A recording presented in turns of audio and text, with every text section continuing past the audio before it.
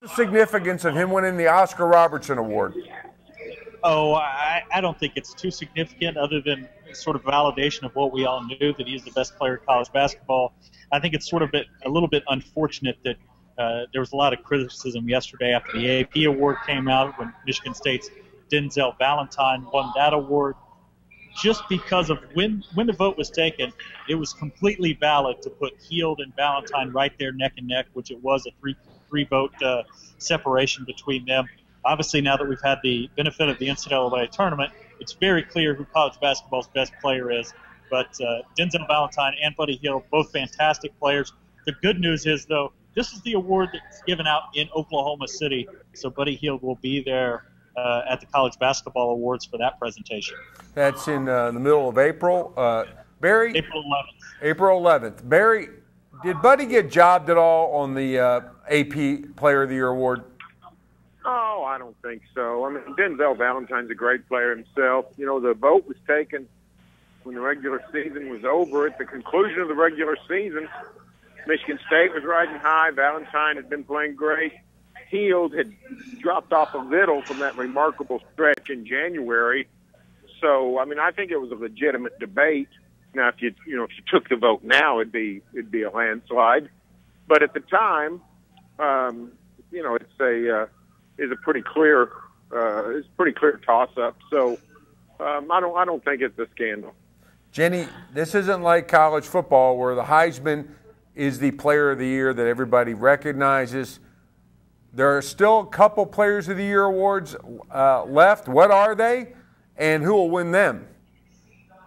Well, you've still got the Naismith left, and that's another award like the Robertson Award. The voting was done after the NCAA tournament started, so you've got some of Hield's NCAA tournament games that it will be included, and then obviously Michigan State's early exit will be, a knock against Valentine. So that's one of the other big ones to come out, and I think we'll see Buddy win that one. It's been a few years since we've had kind of a divided Player of the Year race, but it's not unprecedented. I mean, you've had years in the past where we've seen, guys share, a couple guys pop up as winning these awards. And frankly, the way these two players were sort of talked about all year, I think that, what Ryan said earlier is right. If you're voting before the NCAA tournament started, you're probably going to have about a 50-50 split, which is exactly what we saw in the AP balloting. It was only 3 votes different. So, very close balloting, and I think if you're just looking at the regular season, you're probably going to have a pretty close call between those two. We're new to the live television business, so I'll ask you that we're live video business. What's all that shouting in the background, Barry and Jenny? I'm going to have to defer to Barry because I don't think that's me. I don't think it's me. It might be here with me. Right. This is one of the few areas where you can manage a little bit of quietness at the NRG Center around the media area and still be in air conditioning. So I think there was a TV crew doing some stuff in this room just a second ago. Okay, it sounded like somebody was making announcements for train departures. Just wanted to make sure you guys weren't headed anywhere. Hey Ryan, last word on the Player of the Year. Is the problem when the award is announced, not so much how the voting goes? Sounds like to me, remembering that Michigan State won the Big Ten championship, OU did not win the Big 12. As Barry said, Valentine was playing better then, but he was it was close. Would it have been better just to announce it right before the NCAA tournament and then so be it? Yeah, I don't get this separation between when the voting closes and when the announcement happens, especially when it's like that where you've got many games decided between then. It made sense when they had paper ballots. You had to mail it in. It took a while to tabulate. Anymore, all these votes are done online. They're done very quickly. You can announce a winner like that. So why not do that? I think that took a little bit away from Denzel Valentine's award, unfortunately, and made that the bigger story rather than the great season that he had, the great season that Buddy Hield had.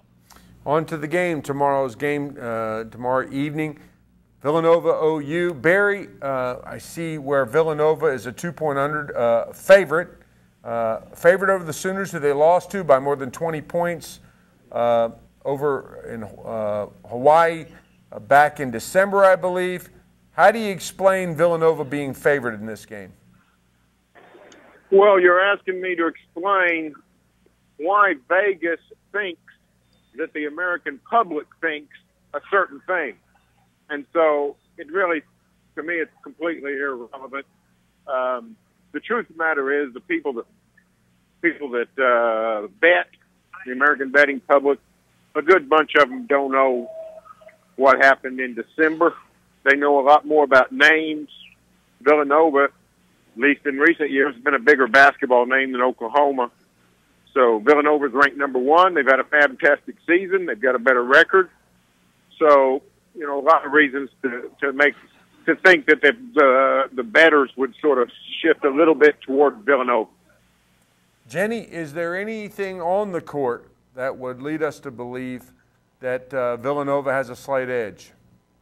I can't remember who said it yesterday, but somebody in our availability with the OU players mentioned the fact that Villanova beat Kansas, and that's something that Oklahoma wasn't able to do in 2 tries. So, I think obviously Oklahoma has got a good formula for beating Villanova. Villanova, as Ryan is working to write tomorrow, has this, zone defense that they've used to pretty good effect this year. But if you play zone against Oklahoma, you're just going to have to bet that Oklahoma's going to have an off day. And they haven't had many. So Villanova's going to have to defend, probably not using that zone as much as they want to. So I think it's going to be it's largely a toss-up game. But I think the one thing that might be swaying some people is, hey, Villanova was able to beat Kansas, the overall top seed in this tournament, a team that Oklahoma lost to twice, and maybe that's reason to go with the Cats. Ryan, the best win anybody's got, as Jenny points out, these two teams, Villanova over Kansas. Nobody's followed this closer than you. How have these teams changed since they met in December, and how will that impact the game on Saturday? Well, I think the big thing that Villanova has done is relied much less on the three-pointer. At that point, they were shooting more than 50% of their shots from behind the three-point line. That has completely changed. They started using Daniel Ochefu a whole lot more on the interior. He's been a big part of what they're doing offensively, and the reason that they've gotten so much better since that game. You're not going to have Villanova shoot 4 of 32 from behind the three-point line like they did in that first meeting. Of course, Oklahoma did it with a different kind of game from Buddy Hield. He had some shots early, but overall, not a very efficient game from him out in Hawaii. But instead, Rashard Odoms and Denzel Walker played big games in that, and they're not even in the rotation at this point. But this is a much different Villanova team than we saw. Like Jenny said, they're using the zone a whole lot more. I don't know that they're going to have much of an opportunity, though, to use it against the Sooners because of how well they shoot. Stay with that topic for a second. Ryan, you guys have been in the cavernous NRG Stadium, another one of these big houses that the Final Fours are now played in every year. Raised floors, cavernous shooting backdrops. What impact is that going to have on these two teams? I think it's a little bit overblown because you see the shooting percentages go down the last few years when they play in these places without the factored in the fact that you're playing against really good defenses. You're already a little bit nervous given the stage that it is the Final Four. But the good thing is now they have 3 practices in here before the game. They have a Thursday and Friday shoot around, and then on Saturday morning we'll get back in here and shoot before the game. And talked to Denzel Walker earlier today, and he said the first 10 or 15 minutes is really dicey because you've sort of got to get your bearings. But after that, he said it's just like shooting it anywhere else. There's just some differences in the way that it's perceived. Barry, you were a big-time shooter back in your day. You buying any of that? Oh, one thing they do to make it help is they get the Laker effect going. They dim the lights, so it's not like you can see all the way to the top row of the seats. It's still an optical problem, no doubt about it, but it's not as pronounced as it could be if they lit the whole place up. It's got the when you put up a stage, you're going for the theater look, the theater feel. That's what they've got with the lights. So I think that helps minimize the overall impact of it, but it still is a problem to some degree because, to me, I always thought the stage was as big of a problem as the big dome, because, people played in domes, but when you're playing on stage and your teammates are sitting below your feet, your coach is up on a stool, and, you're above fans. You're looking down at fans. It's just a strange phenomenon. So, to me, that's sort of the bigger problem is the stage effect. Jenny, if this was such a good deal, teams build new arenas from time to time. Why didn't everybody gradually move to the big stage like this?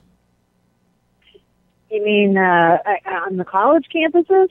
OU's like to replace Lloyd Noble. Teams are moving into new arenas. Why is the big stage the thing to do in the Final Four, but nobody's doing it before then? Well, because essentially you're talking about football fields. I mean, since they went to this setup, they've essentially all been in football arenas. I mean, the first year they did the elevated floor was 2009 at Ford Field, where the Detroit Lions play. Since then, it's been in Indy at Lucas Oil Stadium, where Colts play. It's been at Houston here 5 years ago. Now it's back. It's been in New Orleans at the Superdome, Georgia Dome, AT&T Stadium, where the Cowboys play. So unless you're gonna do what Syracuse does, unless you're gonna play your basketball in your football stadium like they do at Carrier Dome, you're probably not going to have this kind of feel on campus. I mean, this is not a basketball arena by any stretch of the imagination. And unless you're going to do a dual-purpose football, basketball, indoor facility, you're just unlikely to see it. So I just don't think you're going to see teams able to replicate this and in any sort of form or fashion on their campuses. It's just going to be a Final Four thing. And I don't know about anybody else, but I stood and watched the Sooners open practice today the whole time. They largely spent the whole time shooting, and they didn't make every shot, but they made a lot of shots. And, I'm sure every team is making shots, but, I saw a lot of the same sorts of things I saw at practice this year when I was able to go out and see the Sooners shoot at practice. They make a lot of shots. They made a lot of shots here. Does that mean they're going to shoot a good percentage Saturday? I have no idea, but they look comfortable out there today. Okay, Jenny, staying with you. Go ahead, Barry. Here's another thing to remember. This is a special thing. There are not any good seats out there. Out of 77, I think the capacity is 76,339 for the Final Four. There's not 500 good seats. Even the seats that are closer than others are bad seats. You're away from you're going pretty remarkably horizontal away from the court. Think of the way Gallagher-Iba is a great arena. That's because it all goes straight up. These all go straight out. All the seats are bad. There are no good seats in this place. You would never design a basketball facility anything resembling this. Seems like somewhat of a bad idea for your showcase event, but pressing on. Jenny, coming back to you. Most important Sooner reserve Saturday against Villanova. I will go with, I was going to go with one of the bigs, and I suppose I'll probably go with Jimani McNeese. Wow. The big guys for Villanova have been playing better and better, and I'm a little bit concerned about Kadeem Latin and the foul trouble. He has stayed out of it of late, and I think that's been one of the reasons we've seen Oklahoma play so well. But on a stage like this, to see him get a little hyped up and maybe have some foul trouble. So I think having those reserves on the inside who are able to step in and play good defense, maybe not score to the level that Kadeem Latin can, but to get some good minutes out of reserve bigs, I think is going to be potentially important. Not Christian James, obviously. I think could play into it too, but I'll say those bigs for some reserve minutes if Latin falls into foul trouble. Ryan, who's your most important reserve for the Sooners? How about it, Barry? Who's yours? Well, I like McNeese as a great choice. I will go with Christian James, though, because Kruger's been relying on the freshman from Houston more and more. Played 26 minutes, I think, against Oregon. He's going to play a ton on Saturday at night.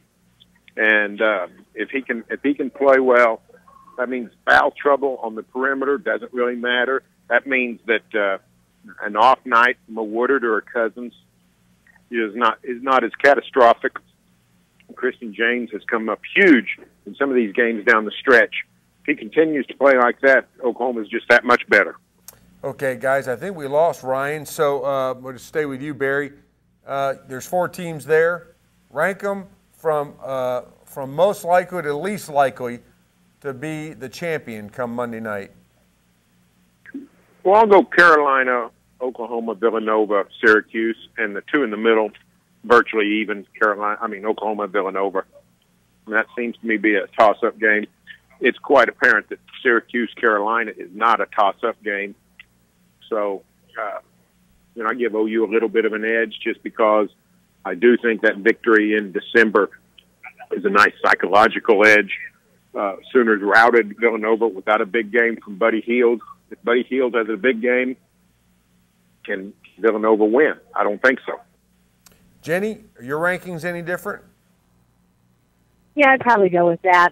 Although I don't think you can say there's all that much separation between Oklahoma and North Carolina. Now, I do agree with Barry. I think the Villanova-Oklahoma game is a bit of a toss-up because you've got, strength at the guard position on both teams. But Oklahoma, maneuvers through there. I would not be shocked to see them beat North Carolina because we've seen in NCAA tournaments guard play and veteran play is important. And this is a team with veteran guards. They combine the two. So you've got guards who know what they're doing, and they're good. So, I think we've seen that advantage play again and again in this NCAA tournament. And, to me, that could be, it's not an X factor because we know it exists, but that could be where this turns, is just having those guards who are so veteran and so talented. I think that could turn the tide for Oklahoma. It would not surprise me to see them crowned champions on Monday night. Guys, before Lon Kruger spoke today, I was going to throw in a question about whether there was any chance, if the Sooners won Monday night, that Lon Kruger would walk off into the sunset and retire. Think I should just scratch that after Kruger's comments today, Barry? No, I think you should have scrapped it when we saw Steve Henson get the UTSA job. If there was a chance Lon Kruger was going to leave, I think it's quite likely that Henson might have been elevated to replace him, and so I don't think he'd have been encouraged to go to San Antonio. So I think Lon Kruger is planning to coach beyond this year. And here's the other thing: I don't think coaches ever they shouldn't. If they're smart, Lon Kruger's smart. You should never make a coaching decision based on, well, if I win this game, I'm going to stay. If he's ready to move on with his life, if he's ready to enter a new chapter, it's got to be based a whole lot more on just the outcome of one game. Jenny Kruger said he'd like to finish up at Oklahoma. It did not sound like that finish up was a period at the end of the sentence at the end of this year. So I'll end this by asking you, you're a big fan of One Shining Moment, I know that. What is your not so obvious one shining moment from this tournament, which we've been fortunate to be very interested and cover up close? Golly, let me see. Not so obvious. Oh, there were so many good moments at the games we had in the Peak, and yet that seemed like a million years ago. I'm trying to even think of a good one. I'm sorry, my brain is not springing anything to life. I'll have to admit, I'm caught in a little flat-footed. But man, we at the Peak. Let's remember, guys. We had the best shot of the tournament. Still stands as the best shot. We had the best individual performance. I would argue that's still the case, although Buddy pushed it with that Oregon game. Thanks a lot, Buddy. And then we had the best game with that comeback. We had an amazing regional, and it's again, it's hard to believe it's been so long ago, but man, what a great couple of days in Oklahoma City. Barry, is the one shining moment the AP photograph of you and I, our astonished faces, as Northern Iowa threw in a half-court shot? Is that our one shining moment? Well, that was yes, that was our one shining moment. I don't know if it was a moment or if it was shining or if anybody in the nation cares. But if you're looking for the shot of the tournament, Paul Jesperson still has it. A half-court shot to win an NCAA tournament game, Last happened 35 years ago. U.S. Reed and Paul Jesperson matched it for Northern Iowa. And then, of course, 2 days later, as Jacko said, Northern Iowa has a heartbreaker with the colossal collapse. So that's sort of the way it works. The key on one shining moment is to not be the one shining moment, not be the face of this tournament. The key is be the last shining moment. If you'll remember the old Luther Vandross song, the team that wins on Monday night is the team that finishes off the song, and that's where you want to be. You want to be at the end of the song. I can hear Darnell Mayberry's heart go pitter-patter as you talk about Luther Vandross, Barry. We'll end it right there. That's all for this edition of Final Four Friday. Easy for me to say, but you can stay with the best coverage team anywhere, every day at News OK, and every morning in the Oklahoman.